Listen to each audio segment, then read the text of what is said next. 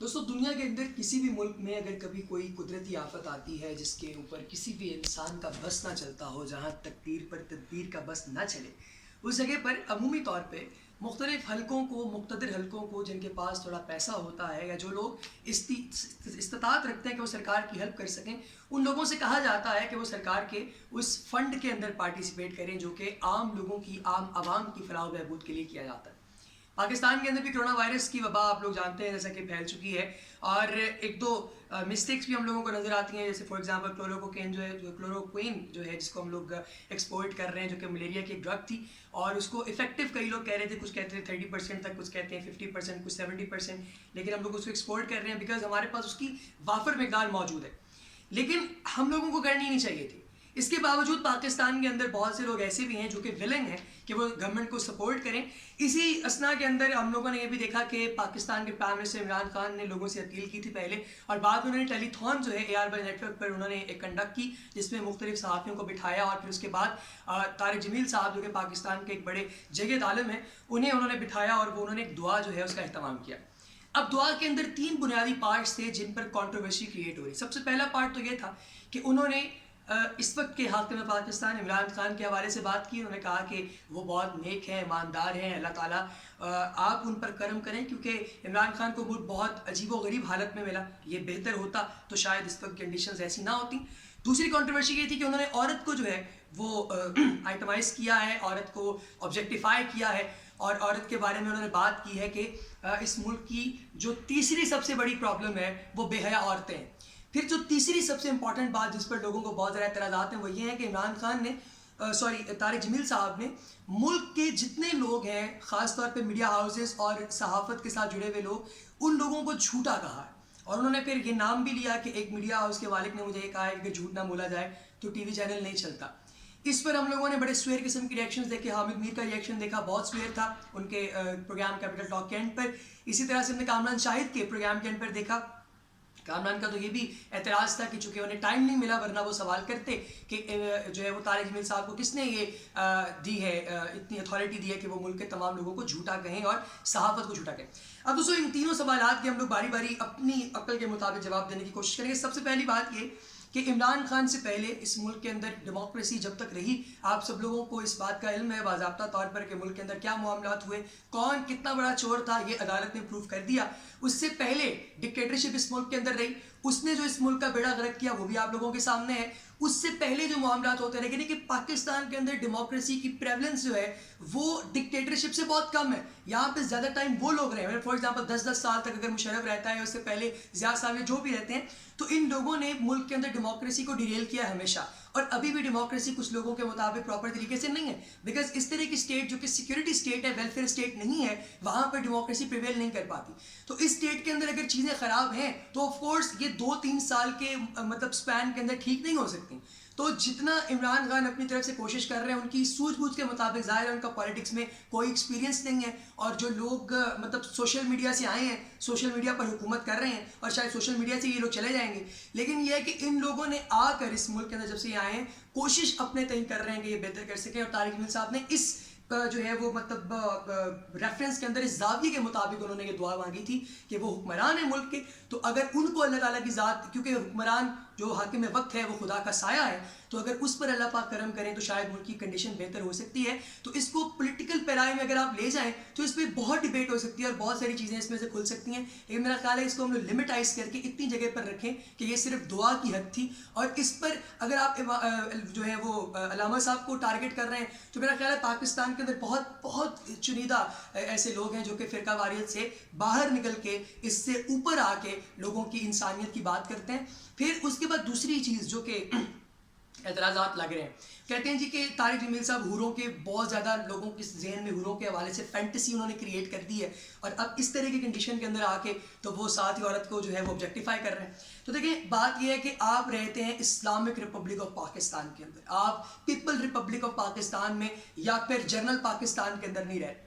اس condition میں جب کہ آپ کے ملک کے اوپر شریعہ لا جو ہے وہ نافذ نہیں ہوا، آپ کو کافی ساری چیزوں میں آزادی ملی ہوئی ہے، لبرلزم کی ایک دوڑ ایک طرف جا رہی ہے, ایک طرف جو ہے وہ دوڑ ہم دیکھتے ہیں کہ بیسک فاشزم کی ہے, اور کچھ لوگ ایسے ہیں جو کہ فنڈامنٹل جو ریلیجن کے جو لوگ ہوتے ہیں, جو کہ ریلیکٹنٹ ریلیجیس لوگ ہوتے ہیں, وہ لوگ بھی یہاں پہ موجود ہیں. اب ہم لوگوں نے یہ دیکھنا ہے کہ کیا اس طرح کی اسٹیٹ کے اندر اگر عورت جو ہے وہ میرا جسم میری مرضی کا نعرہ لگانے کے بعد پھر اس چیز کو بھی جو ہے وہ ابھارنے کی کوشش کرے کہ میں چاہے اسکرٹ میں باہر نکلوں, میں چاہے ہاف شرٹ کے اندر باہر نکلوں تو مجھ پر کوئی آواز نہ کسے, کوئی برا بھلا نہ کہے, تو اگر آپ نے یہی سب کچھ کرنا ہے تو آپ اس جگہ پر جائیں جس جگہ پر اس طرح کا کلچر ہے. دیکھیں کچھ چیزیں ہوتی ہیں جو کلچر ہوتی ہیں, کچھ چیزیں ہوتی ہیں جو تہذیب ہوتی ہیں, کچھ چیزیں ہوتی ہیں جو مذہب میں آتی ہیں. تہذیب یا کلچر کئی دفعہ مذہب سے بہت اوپر اس لیے آتا ہے کیونکہ کسی ریجن کے اندر مذہب لیٹ آتا ہے. پاکستان کے اندر, ہندوستان کے اندر, بنگلہ دیش کے اندر مذہب کب آیا ہے؟ آپ اس کی تاریخ دیکھیے. ہم لوگ تو 5000 سال سے اس تہذیب کو اپنائے ہوئے ہیں. آپ لوگ موہنجودڑو ہڑپا کی ساری تہذیبیں دیکھ چکے ہیں. تو ہم لوگوں نے مذہب کو اڈاپٹ کیا ہے, مذہب کو آئے ہوئے 1400 سال ہوئے ہیں, اور ہم لوگوں نے تو اس کو اڈاپٹ کیا میرا خیال ہے تقریباً 1000 سال. 712 میں جب محمد قاسم سے آنورڈ آتی ہیں چیزیں تو یہ ریلیجن یہاں پہ آہستہ آہستہ آیا, پھر اس کے بعد آگے اس کا اسپین جو ہے وہ پھیلنا شروع ہوا. اب ہماری تہذیب کے اندر بھی, ہمارے مذہب کے اندر بھی, ہماری کسی بھی قسم کے کلچرل گراؤنڈس کے اوپر اس چیز کی اجازت نہیں ہے کہ آپ اس خطے کے اندر یوں دیکھیں. اوریا صاحب نے ایک بڑی خوبصورت ایک دفعہ بات کری, میں بھول جانے سے آپ ہزار اختلافات کر سکتے ہیں. انہوں نے کہا کہ جب انسان جنگلوں میں رہتا تھا, غاروں میں رہتا تھا, تو وہ ننگا تھا. اس نے اپنے جسم کے صرف بنیادی حصوں کو, پارٹس کو چھپایا ہوتا تھا, باقی وہ ننگا تھا. تو ایڈوانسمنٹ یا پھر ماڈرنزم تو یہ ڈیمانڈ کرتی ہے کہ آپ اپنے آپ کو زیادہ سے زیادہ چھپائیں. یہ کون سی ماڈرنزم ہے جس میں آپ کپڑے اتارنا شروع کر دیتے ہیں؟ تو آپ اپنے فار ایگزامپل آپ کچھ بھی پہنیں, اس پہ کسی کو اعتراض نہیں ہے, لیکن اگر آپ فار ایگزامپل بے حیائی کی طرف جانے سے مراد یہ ہوتی ہے کہ آپ ولگیرٹی کو پروموٹ کریں. آپ بات کریں, بات کی حد تک ٹھیک ہے, لیکن جب آپ یوں مطلب نکر اپنے سر پہ اٹھا کے باہر نکلیں گے تو آپ میں اور اس بندے میں کیا فرق ہوگا جن کے یہاں فیملی کا نظام ہی کوئی نہیں ہے. ویسٹ جس کو ہم کاپی کرتے ہیں اسے ٹیکنالوجی کے اندر کاپی کرنا چاہیے, اسے کاپی کرنا چاہیے ایجوکیشنل گراؤنڈس کے اوپر, اسے اس کے کلچر کی بیس پہ کاپی نہیں کرنا چاہیے کیونکہ آپ کا اپنا بہت رچ کلچر ہے. تو یہ جو سوڈو لبرلس اور جن کے سوڈو انٹلیکچوئلز جو ہیں, یا وہ لوگ جو کہ مادر پدر آزاد بننا چاہتے ہیں, جن کو یہ لگتا ہے کہ ان کے ماں باپ نے ان کی اجازت کے بغیر انہیں پیدا کر دیا, یہ ان لوگوں کی کہانی ہے. تو میرا خیال ہے کہ اس کے اوپر بھی آپ کا اپنا پوائنٹ کلیئر ہونا چاہیے. دیکھیے اوپینین اپنا ہونا چاہیے, راہ چلتے کسی کا اوپینین سن کے اوپینین نہیں بنانا چاہیے. تو اس کے لیے اسٹڈی ضروری ہے اور پڑھتا یہاں پہ کوئی بھی نہیں. تیسری چیز یہ ہے کہ ملک کے بارے میں انہوں نے کہا کہ لوگ جو ہیں وہ چور ہیں, ڈکیت ہیں, اور یہ جھوٹ بولتے ہیں سب کچھ. تو اپنے دل پہ ہاتھ رکھ کے مجھے بتائیے, قرآن میں اللہ تعالیٰ کی ذات ارشاد فرماتی ہے کہ جھوٹے پر اللہ کی لعنت ہے. اس سے بڑا کیا ہوگا یار, کہ اگر ایک بندے پہ لعنت ہی پڑ گئی ہے اس سے آگے کیا ہوگا؟ آپ جھوٹ بول رہے ہیں, اور جھوٹ بولنے سے آپ کو جو نقصان ہو رہا ہے وہ سوللی آپ کا ہے.